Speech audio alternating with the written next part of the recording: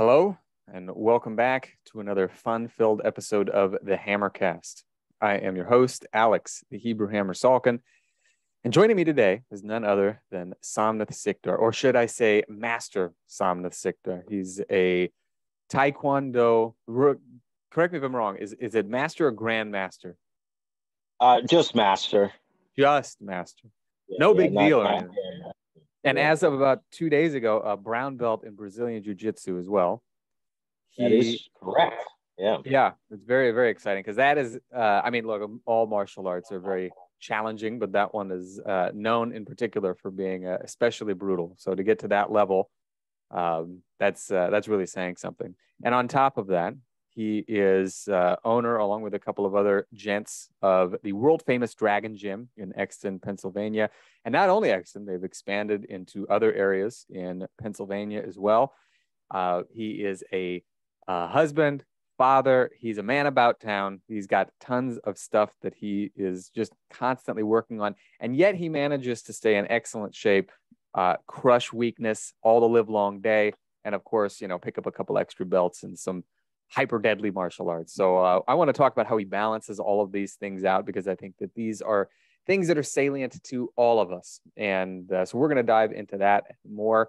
And before we do, I want to mention to anybody, if this is your first time listening, if you haven't gotten my 9-minute kettlebell and bodyweight challenge yet, I highly recommend that, since the whole idea is we want to learn how to, crush weakness, take advantage of the time that we have to get the most strength and conditioning and work capacity as possible. That would be a very good place to start. And what's very nice is you can do it in conjunction with your regular training. It's not meant to be something you have to put your regular workouts on hold. So go to 9minutechallenge.com. That's the number 9minutechallenge.com. And you can get your own copy, and it's free. So, what is there to complain about that? Now, people will find something, apparently. Oh yes, I'm very fortunate because most people don't complain. I know that, like, on the internet, that's basically what you can expect, is someone's going to whine about everything. I'm very fortunate. Most people who follow me seem to have a modicum of class. So I never really get any whining about that sort of a thing, which is nice. And I know you can appreciate it because you are no fan of whining. Definitely not. No, especially in the martial arts world, whining is it's verboten. Now, speaking of which, I'm curious because I've known you for many years. People who are not familiar with Sam, he and I have known each other for almost as long as I've known Pat, actually. Like, I remember, I think it was probably the first time I actually met Pat in person. I also got a chance to meet you. You came over to his place, and we all hung out. It was you, me, Christine, and Roan obviously was there. But it was a good old time. And Pat has known you for ages. I know that you got him into martial arts. You're the guy who introduced him to kettlebell training. And I know you've got an interesting origin story that I don't know what it is yet. So tell us, like, how did you get involved in martial arts to begin with? Or let's say, like, physical activity. Did you start with martial arts, or were you interested in something else before that? Like, where was the beginning of your sport and fitness interest? Yeah, so I started in martial arts very young. So I was 6 years old when I started in martial arts for a variety of reasons. So at that time, formally, really the only thing I was doing was playing soccer in, like, the local club leagues or whatever. Soccer was a sport that at least had some commonality with immigrant parents. To them it was football. So they got me involved in that young, which was a good time. Then my grandfather lived with us for a little bit, so he had us doing yoga and a little bit of stick fighting and manipulation. And then I started martial arts actually after those two things. And then it sort of took on the primary focus for most of my, childhood athletic life, if you will. Yeah, that's pretty cool. I think what's especially cool, because I'm a big fan of old school physical culture. And a lot of people don't realize, but India is like the center of physical culture. Like, it's not just Hindu push-ups and Hindu squats, but like the semi-mythical progenitor of the martial arts, the Bodhidharma, or Bodhisattva, I think was his name. I think it's Bodhidharma. Yeah, I think you're right. Yeah, Bodhidharma. was from India, and he, went to China and he taught the Shaolin monks how to fight. And there's this really long and rich history of martial arts in India. So it's very cool to hear that your grandpa was one of the first people to actually teach you some of this stuff, along with yoga and I think you mentioned muscle control as well. Yeah. So the I guess the origin story is generational. Mm-hmm. My grandfather founded a gym in India in 1950 or 54, something like that, but 50s, right? And the gym is still there today. It's changed hands a couple times.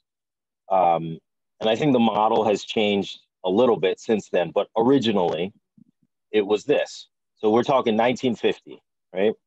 You had weights, whatever that meant, right? Downstairs. Concrete floor upstairs for yoga and stick fighting, and the pit out back for wrestling. 1950. That's amazing. Which is like interesting because, say, roughly 50 years later, that's sort of what every gym in the United States aspires to have, right? You have your grappling, you have your strength and conditioning, and you have some sort of striking or yoga, I don't know what you'd call it, but the softer side of stuff to like prehab, rehab, sure. Treat the body, mobility, throw your jargony word out there. Absolutely. No, it's very cool. And that's one of the things that really interests me about India's history with a lot of this stuff, because a lot of people don't realize that, I think people have this idea that a lot of the strength training like tradition comes from Europe. And I think there was a lot of cross-cultural stuff that brought a lot of these Indian ideas to Europe, and possibly vice versa too, that there were European ideas that made their way into India. But yeah, it's hard to say exactly. Did things go from east to west or west to east?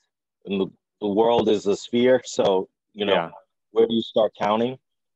So there's one origin of martial arts with the Buddhists and the Shaolin monks, which is probably true. Mm-hmm. And then there's another origin of martial arts where the Greeks conquered up to India, basically. Mm-hmm. And so there was some, appropriation, assimilation of Greek pancration, mm-hmm. the wrestling. Pancration, you could say, is like a origin form of our modern day MMA. Yeah. And so there's some, like I said, appropriation or assimilation into sort of like the indigenous martial arts in India at the time, and what they're developing for more of like battlefield fighting with all the weapons and horseback, and then the empty-handed hand-to-hand stuff that you see that was done in Greek competition. And then from there, that went to China and Japan and became judo and jujitsu, and it sort of come like full circle all the way around. Who knows for sure? It's ancient history stuff, but it's an interesting way of looking at it, I think. Absolutely. Yeah, I find it very fascinating. And a lot of people, again, when they think of martial arts, they think primarily of the distilled versions we have now, like, karate and Tae Kwon Do and, maybe jujitsu and stuff like that. But to try to track down the real origins, it gets murky and it gets very interesting, I think, trying to theorize what started where and so on and so forth. Now, you mentioned your grandpa was showing you like some of these, stick fighting drills and that sort of a thing. Was that one of the things that interested you in Tae Kwon Do? Because there is a weapons component to it. No, I don't think so specifically. Like, to be honest, the interest in martial art, like, so in the early to mid 80s, nobody really knew what Tae Kwon Do was or Tang Soo Do was. Everything was just karate. Right. So in 1986, a phenomenal movie came out called Karate Kid Part 2. Mm-hmm. And so then we saw that first, and then Karate Kid Part 1 after that. But that was like it, the greatest marketing piece for Dragon Gym in history. Oh, I bet. Yeah. I bet you anything, you probably still got, let's say, like older adults who come in like, I always wanted to get into martial arts because I watched Karate Kid when I was younger and I always thought it was cool. and what have you. I bet you there are tons of people who are still motivated by that movie from, I think still motivated. And, we do a bit with the marketing analytics and all that stuff, as we have to. So we can see like some pretty highly correlated trends with the season releases of Cobra Kai, the Netflix show. Mm-hmm. So like season whatever releases, I think season 4 was the last one. Mm-hmm. And then we saw immediate peak in search traffic to the website. And then from there, the rest is science to get people in the door. But yeah, no, it's pretty, like, I'll take it, it's incidental, but. No, but what's interesting is, like, on a completely side note, that a lot of times that, like, the entertainment industry does work magic at getting people to buy into stuff like that. Like when Top Gun first came out in the 80s, the Air Force was putting recruiters out in the theater, so people would walk right out of the theater and go right to the recruiting booth. There's nothing in in the movie that says join the the military or whatever, but it was just people are wearing these cool sunglasses. They're doing these all these tricks in the fighter jets and whatever, and people just loved it, and so it was like the ultimate sales letter for it. And so it's got to be very, very similar. No, that is very cool. Now, you trained under the tutelage of a master from Korea, who I'm sure wouldn't call his art karate. I'm sure he's very proud of the Tae Kwon Do element.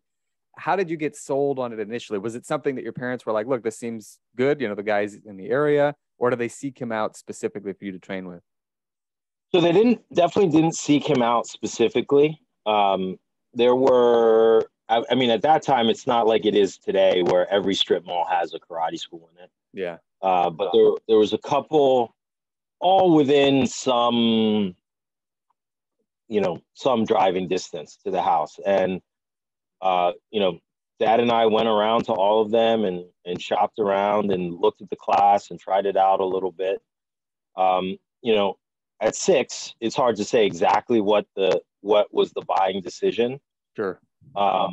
But it did seem that the fact that they had both come over very close in age, and they had both come over here around the same time, around the same way. So that sort of like, immigrant story is very appealing to immigrants, that you have that immediate camaraderie. So from what I can tell, that was a big part of it. They both came over early 70s, both came over with very little money, very little in hand, no guarantees, and sort of, went from there. So very cool. Now, the martial arts journey itself, how did you find, when you started doing it, where you're like, this is what I need to be doing? Like, this is more fun than soccer. Or was it something that took a little bit of time before you really glommed onto?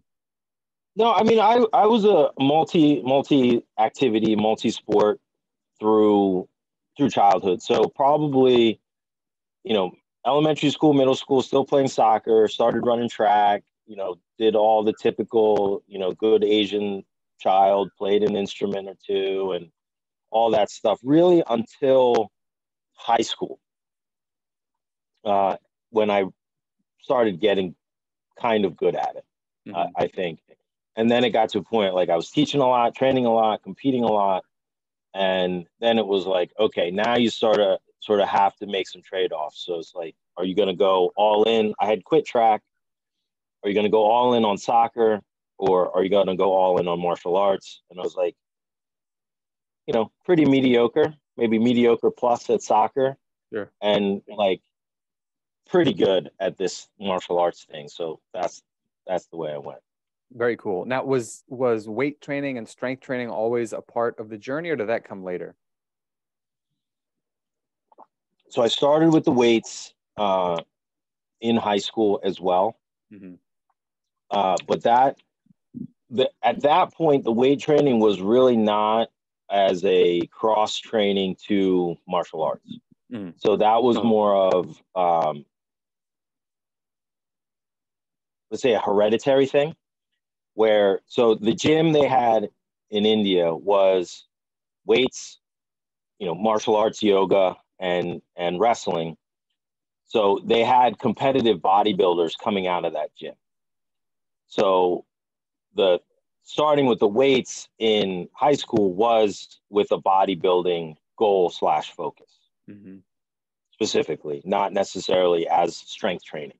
Sure. Yeah, it's interesting because I think that the idea of strength training sort of just slowly fell out of favor over the course of a couple of decades. I think it was sort of like once bodybuilding got hot because of Arnold Schwarzenegger and everything like that, most people were more interested in the bodybuilding approach to weight training, and just pure strength wasn't as appealing. And it was kind of like, I don't know if it was specifically with Pavel, but it seemed like right around the time that Pavel was getting big, like in the early 2000s, that people kind of started to focus more on just training for strength as opposed to the bodybuilding approach. So yeah, it makes sense. It's like I think the lines got crossed somewhere because the Arnold programs and the bodybuilding type of programs became so pervasive, and people got bigger and stronger doing them. It's not like there was an absence of strength benefit. Definitely. But I remember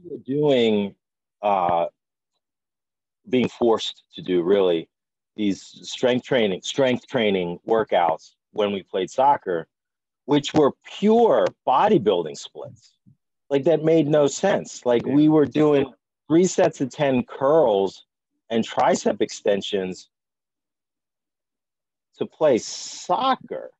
Yeah, maybe you pump your hands faster as you run. I mean, it's really hard to justify it. Maybe something with the throw in, but like if you really understand the mechanics of a proper throw, it's not a tricep extension. Your soccer ball is going to go straight into the dirt.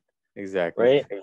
So, but these high school coaches don't really know. They're not professionally trained strength coaches. Yeah. There's some history teacher that's coaching soccer. Exactly. They're picking up, muscle and fitness, and they're like, this looks good. The kids are going to do this today. Yeah. So when did you discover the kettlebell specifically? Because I think that for a lot of people, that seems to be like a turning point in their sports practice and in their approach to physical culture in general. And you kind of got started with it pretty early relative to most people. How did you discover it, and what was that process like? Yeah, so a lot of things sort of happened right around the same time, which was very cool. So through high school, college, early 20s, pretty much just doing bodybuilding splits, getting good results, not getting huge. I never really probably ate enough and rested enough to get big because I was always training and running and all that. But, good musculature, nice and lean, all that good stuff. So around 2005, 2006 is when we took over the gym. And then we started jujitsu at like a local club. And we're at that club. And so I'm like lifting weights and doing like all sorts of weird hanging leg raise ab stuff, right? And the trainer there is like, "What are you doing?" It's like, "I don't know, abs." But I think he seemed at least like I wasn't doing crunches. I was doing like hanging leg raises. And he's like, "All right, you should really do like kettlebells." I was like, whatever. So then I left the gym to teach here at Dragon Gym. So left the club. And then I went back later that night to do jujitsu. And he's like, "Dude, all these jujitsu guys are getting into kettlebells. Let me show you some stuff." And so then it's that usual thing, like you do a couple swings, you do a couple cleans with that redirection of movement of the bell, and then a couple snatches, and you're like, "Oh, wow. First of all, it's kicked my butt." And second of all, it's like, "Oh, this, I can immediately see this has some real translation, not necessarily to the grappling yet, because I was so new at it, but to the striking, right? The idea of force production, relaxing, creating, that tension at the point of impact, and was just hooked there. Ended up inviting those trainers to come to Dragon Gym to do seminars, They brought a kettlebell program over here. We created our own kettlebell program here that still exists to this day. So, very, very quick aha with the kettlebell. Mm-hmm. Probably being shown it the right way by the right person initially helps. Big time. Yeah, I think if you get the wrong introduction, it's easy to be like, this doesn't seem like it's all that great. But somebody shows you the way that it's supposed to be done, and like a lot of things can just click all at once. I mean, we're talking like 2005 and 6. Mm-hmm. So when did Pavel launch? Like 2000 or 2001? Yeah, his first article on kettlebell training came out in 98. And then I think the book Russian Kettlebell Challenge was like 2000, 2001. And then they launched the certification the same year.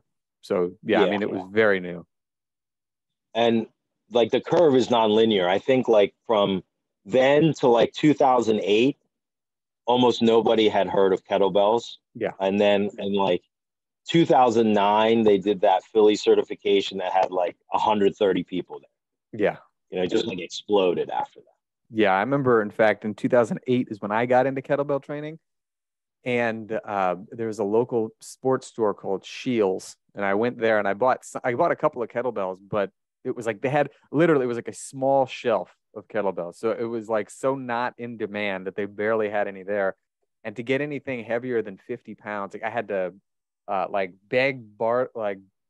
and bargain with them. And they finally like, okay, we'll order one for you. So I think I had to pay like $120 something in advance for like a 32 kilo bell, which now, I mean, it's still not a bad price, but like it was not a super high quality bell. It was just and like as a young man, that's a lot of money to fork out. Yeah, because I was making probably like $8.50 an hour, like at my job. This is, in college too, so it's part time. You're barely making any money, but I was that serious about getting a heavier bell that I was willing to give up, I don't know, like a week's worth of work just to to afford the thing. So yeah, I mean, it's great to see that it has exploded the way that it has. But you're right. In 2008, it was like nobody knew what a kettlebell was. But now this has become like such an integral part of your gym. Are all of your fighters training with kettlebells? You always encouraging them to train with kettlebells. How does the integration of that program work with the martial arts programs that you guys run? Yeah. So typically, we don't we used to like really push people into kettlebell training. And it was good for them, but there's a saying like you need to hide the pill in the meat. And so there was like, it's too much pill. Yeah. Where there was a bit of resistance to it over time. So now, people come in, we let them focus on what they're doing. And then if they get into more of like a competitive realm, or they just want to push themselves farther, then we sort of steer them actually into more of a body weight regimen first to sort of establish the routine of supplementing with strength training, not just coming in for your hour class and leaving, getting in early, coming in different days. So then once that rhythm and discipline is there to do cross training without taking away from your focus, which in this case is martial arts, then we get into a combination of like big lifts and kettlebell training. Big lifts being like the power lifts, squat, deadlift, bench press for strength. Yeah, I think that makes sense because the other thing too is that, like you said, it's too much pill. A lot of people are very busy, so you want to get them doing something that they can stay consistent with, and then just kind of add these things in as time goes on. And trying to give them too much too soon is like throwing them into the deep end. It's very easy for them to just quit everything.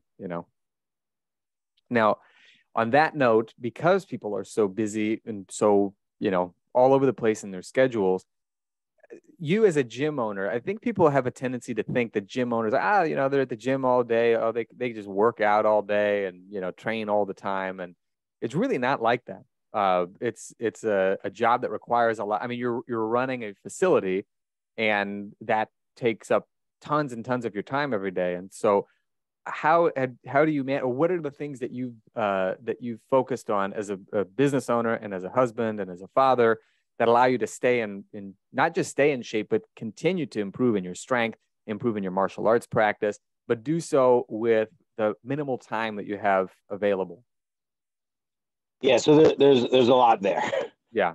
There's a lot there. So the you know there's an arc to your life and there's an arc to your business, and sometimes they go together and sometimes they don't. Mm-hmm. You know, so the arc to your business is this kind of like, first, at least a martial arts business, you're starting out on your own and you're doing everything, right? Like teaching the classes, cleaning the gym, fixing the hole in the wall, trying to like learn how to do sales and marketing, the bookkeeping, like you name it, you got to do it all, right? And when you're starting out, you're in this growth mode.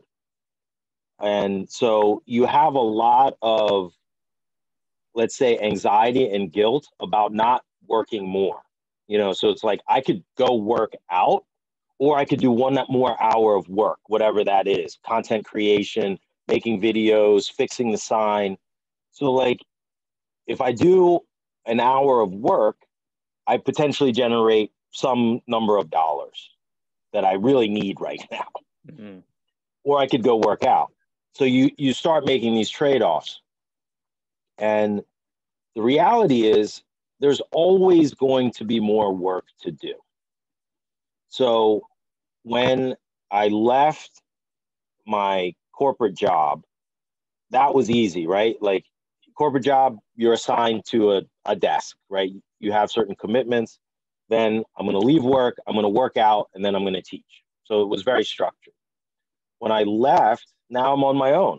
When do I start work? 7 a.m., 9 a.m.? I don't know. So you have to sort of make that own schedule. So after a short while, I figured out I needed to plan my work around my workout. Otherwise, I would never get to it. Mm-hmm. So there was this idea that, all right, let me get all my work done, and then I'm going to go downstairs and work out. And then that just kept getting pushed and pushed and pushed. So I set a time. It's like every day I'm going to work out at 1 o'clock in the afternoon. So, it worked out scheduling wise. It was convenient. Like I'm teaching class from 12 to 1, work out at 1. I'm doing intermittent fasting. Then I have lunch at 2 or 3, right? So a lot of factors made it work, and you have to consider all those variables. The answer isn't 1 o'clock. The answer is what's that time that you can carve out and commit to every day. So then it's like, all right, this 1 to 2 p.m. is carved out, and those are the times. Like if you go back and watch old videos, and Pat and I are, doing double clean and press in the parking lot, that's 1 o'clock in the afternoon. Yeah. I guarantee it, So we would just get together at that time. That's when we worked out at a minimum.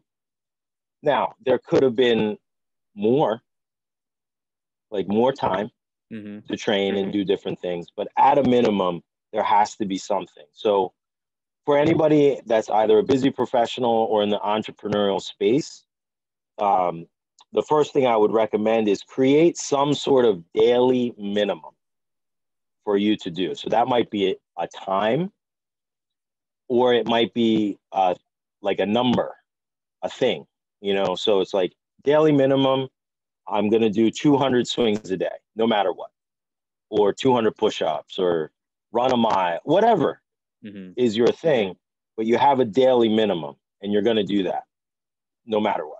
So that way you have at least that baseline. Then it's like, well, I want to do 200 swings, but I also want to do some pull-ups and presses. Okay, that's good. Squeeze it in if you can.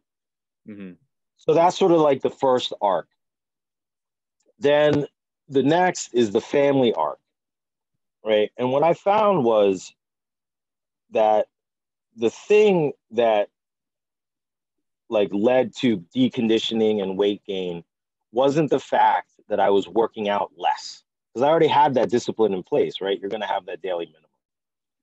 But when you get into a serious relationship, you get married, and then eventually have kids, what I say is like, especially when you have your first child, but even when you get married, your time is no longer your own. Belongs to someone else now, at least in part, right? Yeah. So what happens? Oh, I'm working all day now. I want to spend some time with my girlfriend or wife. We're going to go out to dinner, have some drinks. stay up late, and then you have a child, and now you're really not sleeping. Especially when people have kids, you sort of get into this routine.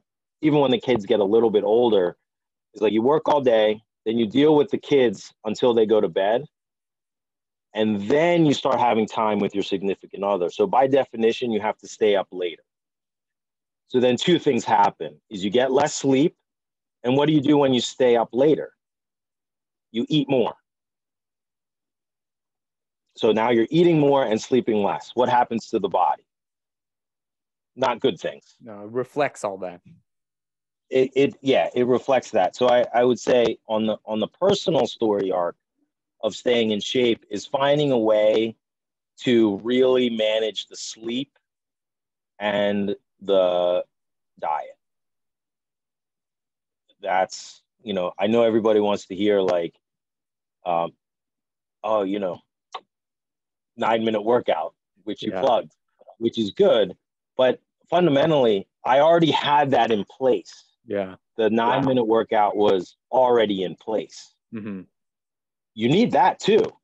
But on top of that, you're going to have to realize there's these sort of like wraparound effects of sleep and diet that are unavoidable that you have to manage.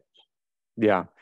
Yeah, that's one thing too that I think people don't like to hear it because everybody knows they don't sleep enough and they don't sleep well, and then they eat too much and they don't eat well. And so it's like, these are not exciting things to change. Like when you do a workout, you feel like, all right, you get some endorphins rushing through you. You're like, I feel like I've done something. When you eat healthy or you get to bed at a reasonable hour and you have a routine, it doesn't feel like anything. I mean, the results might be even better, but it doesn't feel like you've gotten that momentary accomplishment. And so I think for a lot of people, that lack of excitement, I guess for lack of a better word, is one of the things that makes them just kick the can down the road. But that's actually one of the most important things, because if you don't have the energy and you don't have the physical capacity to do these things, workouts really aren't going to do all that much for you. Yeah. Like it's a data set of one, being me. Yeah. But so my second child was born right at the beginning of COVID. Like literally March of 2020. So there was that lockdown period. And then when we got back into it, we couldn't do any like we weren't doing jujitsu 3 months into COVID, right? Yeah. Nobody really knew at that point what was going on. So I really dived deep into the heavy lifting, the deadlifting specifically, and like push those numbers. But there would be up days and down days. And when you're in the top range, pushing your limits, there's this like, you need to sort of journal and record to know what's working and what isn't. And I found the biggest, maybe not biggest, but strongest correlation to good days and bad days was the amount of sleep I got the night. Wasn't the time of the day, like all the variables were looking, time of the day, fasted, not fasted, amount of protein, pre-workout, how much caffeine, all of that stuff. Did you work out the day before? All of that stuff. Like literally, I was comparing how many steps I had walked in the morning versus the deadlift session that day, and if it made a difference. Sleep was really the only thing that we could find a strong correlation.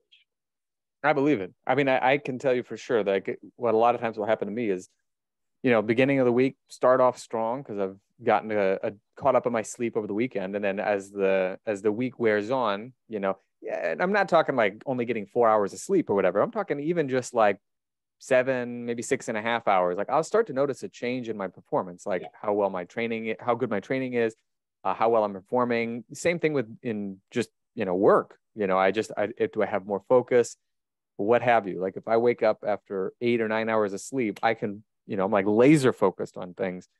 Everything feels easy. And so people really underestimate the importance of that recovery element, because I think, as people think, okay, well, the more I'm in the gym, the more I'm lifting, the more I'm training, the better I'm going to get. And it's true, provided you're recovering. If all you're doing, it's like, think of it like a bank account, like if all you're doing is withdrawing and you're like, you withdraw $10 every day, and then maybe you put back $8, and the next day you withdraw another 10, you put back another 7 or 8 or something like that. Well, you're just not going, eventually you're going to overdraw. or, at worst, and if you're lucky, you'll end up with a zero balance. And this is what people don't realize, is that sleeping is putting money back in the bank. So maybe you're putting 11 in the bank and taking out 10, and the next day you're putting in $12 and you're taking out 10. Well, you'll have money left over, and you're going to prosper as a result. But if you're doing the opposite, it's not going to work like that. And I think also people look back at themselves without accounting for the 5, 10, 15, 20 years that have occurred, the 20 years of withdrawals, so to speak. So it's like, hey, I was in really good shape in my 20s, and I was boxing 3 days a week, lifting 6 days a week, doing jujitsu 2 days a week, and teaching Tae Kwon Do 6 days a week. Why don't I just do that again? Yeah, exactly. Right? Well, because you were 27. Yeah. And now I'm much older than that. Right. It's just not, you have to accept that you can do all the things that you did as a young man, but you have to now really account for the recovery piece. Mm-hmm. Now, given that you were somewhere north of 27, what are some of the changes in your training? Because you still do all these things. You're doing jujitsu, you're lifting weights, you're stronger than ever, you're more skilled at jujitsu than ever, your Tae Kwon Do is better than ever, and you're older than ever. That's just, the old part was older, I should say, was going to happen anyway, but the skills weren't necessarily going to happen. And so how has your training and your approach to training changed as you've gotten older? And not just in terms of frequency and time, but let's say focus and the things that you pay more attention to now that maybe you didn't have to when you were in your 20s. Sure. So the big thing is planning the week to get the most out of what I want to be doing that day. Right. So I'll probably now that I got the brown belt, get back into the heavy lifting. So like knowing what your goals are and prioritizing, right? So for a while, the priority was to hit this number on the deadlift. So the jiu-jitsu became the back seat. Then that switched, and then the jiu-jitsu took the front seat, so the heavy lifting took the back seat. So prioritizing like what you really want to get better at right now. There's a saying, the fox that chases two rabbits catches neither. So like really only chase one rabbit at a time, and then supplement with the lower priorities, and then planning your week, your training cycle, whatever you want to call it, with that in mind. So it's like, all right, I know I'm going to have a serious jiu-jitsu day on Fridays. So Thursday is typically my rest day from lifting. I mean, just like generally, is typically a rest day, right? Whereas, if you're not thinking about, I'll just make Sunday my rest day kind of thing, right? So like really planning that. And then the other is there has to be, in my opinion, just a concerted, intentional effort on stretching and mobility. Yeah. Just that has to be, on the baseline, background noise every day, stretching and mobility, whatever you need, whatever your, weak points are, that whatever your focuses are, that's going to vary from individual to individual. But I think as you get older, that has to be, because there's, I don't know, at least it's been my experience, there's just a decay in that realm. Like always, pretty mobile, agile, and flexible, can still kick above my head without stretching. But there's a lot more friction than there used to be. Oh, yeah.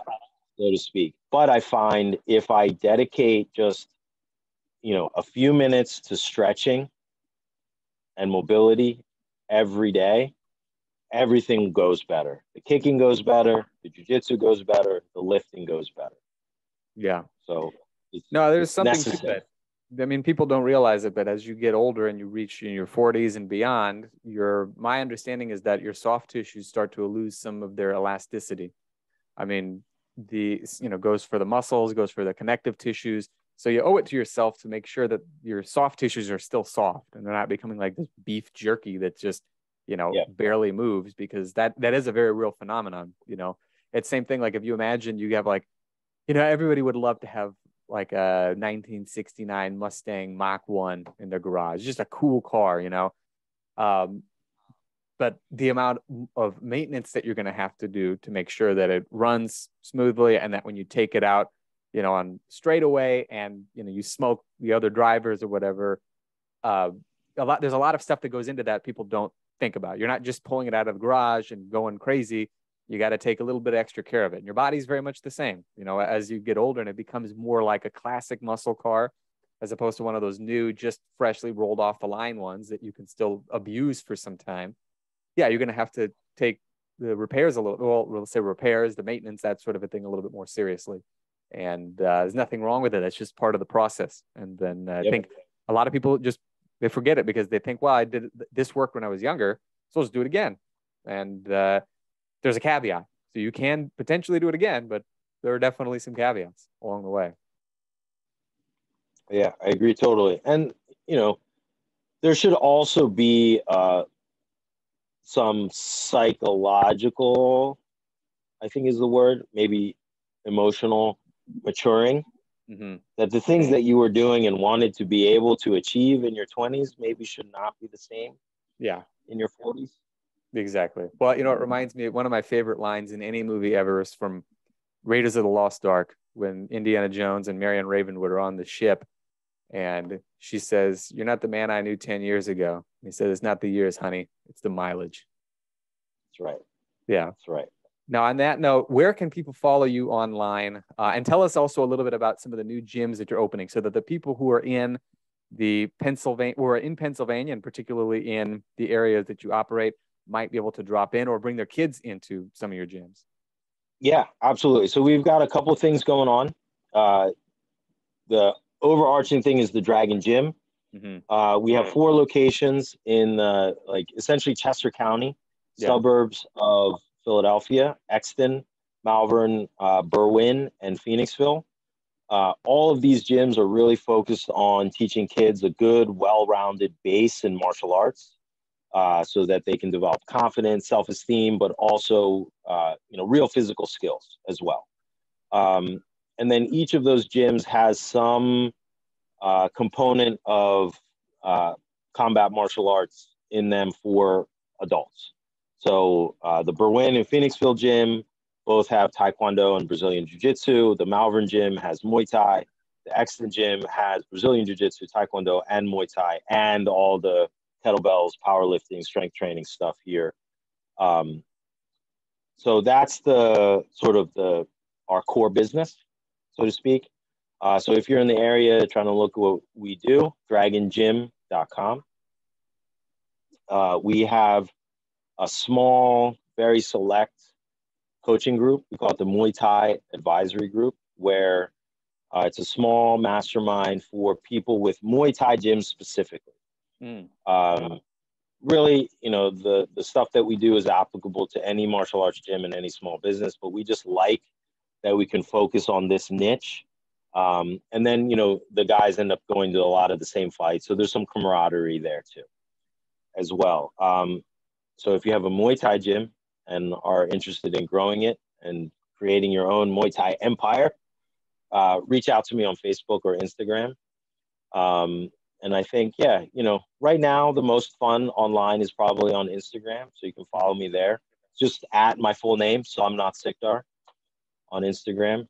And, you know, we do all the videos and put them to music and stuff. So, yeah, I think you guys do a lot more with your videos than I do with mine. I'm like, you know, I'll put a little bit of music to them, but there's not a whole lot of other thought. You guys are a little bit more well-rounded and well plotted out. And I recommend that you follow his stuff too, because I mean, the guys at your gym are doing incredible stuff.